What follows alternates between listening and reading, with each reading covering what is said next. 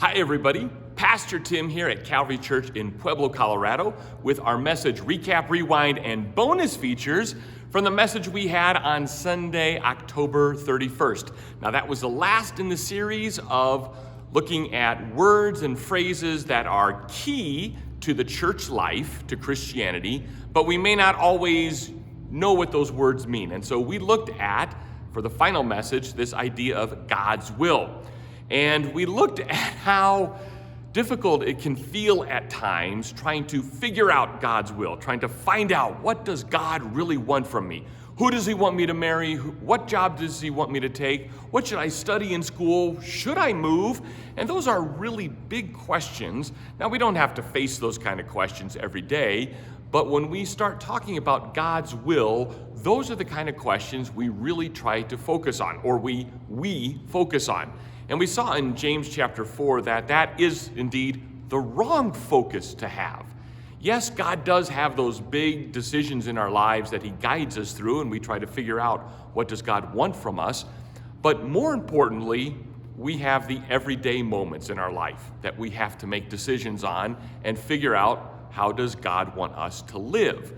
And instead of those big questions, we need to focus on the everyday questions. When someone cuts us off on a road or doesn't use a turn signal and just stops and turns, it is that moment that we need to focus on, how does God want me to live in this moment? What is his will for me as I deal with someone who is difficult, deal with someone who is angry, deal with someone who is unforgiving, deal with someone who is mean, deal with someone who is mean to me?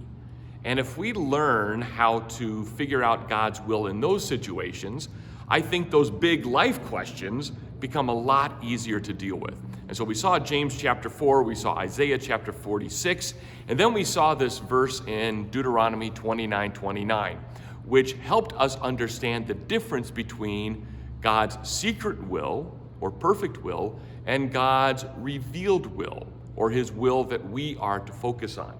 And in Deuteronomy 29:29, it says, the secret things belong to the Lord our God, but those things revealed to us belong to us and to our children forever, that we may follow all the words in the law.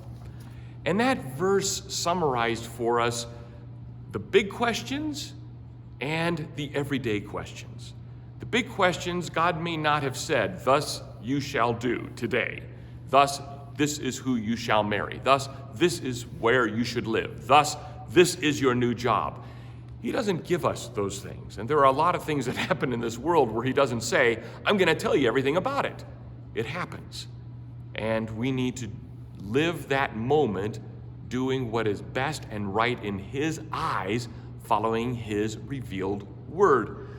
Now, when the Old Testament uses the word law, even the New Testament uses the word law, it doesn't always mean the commandments, but it means God's revealed will, his truth, i.e. the scripture.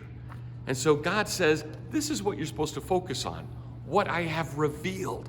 Don't worry about those things I haven't revealed. Why is this happening? Why is that happening? What should I do?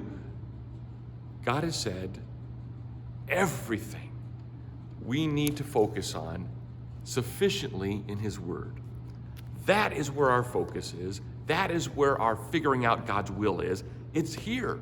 He tells us how to deal with life. He tells us how to deal with disappointments and struggles and trials and tribulations. He tells us how to deal with really bad bosses, or children who have gone astray, or parents who are not fulfilling their responsibilities, or a culture or a society that is sidetracked and no longer following God. We know what God's will is. He reveals those things to us. It's up to us to focus on our daily living and not worry about the big stresses of big decision making. God's will for you is to love him and to love one another. I know that in the depth of my heart, in the depth of my soul. If we focus on those two things each day, with the person who cuts us off, with the person who disappoints us, with the person that hurts us, as we fulfill God's will in those things, I know he's going to give you clarity when it comes to those few big decisions in life you have to make and figure out what is God's will.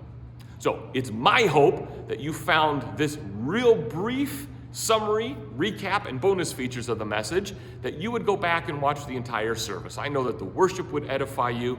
I know the message would encourage you and challenge you in really good ways. And so my hope is that you'd go to our website and you would find that and that you would watch it. It's also available on YouTube. So we'll be back here starting next Sunday, which would be the first week in November, with a brand new series. I hope you can join us. Bye.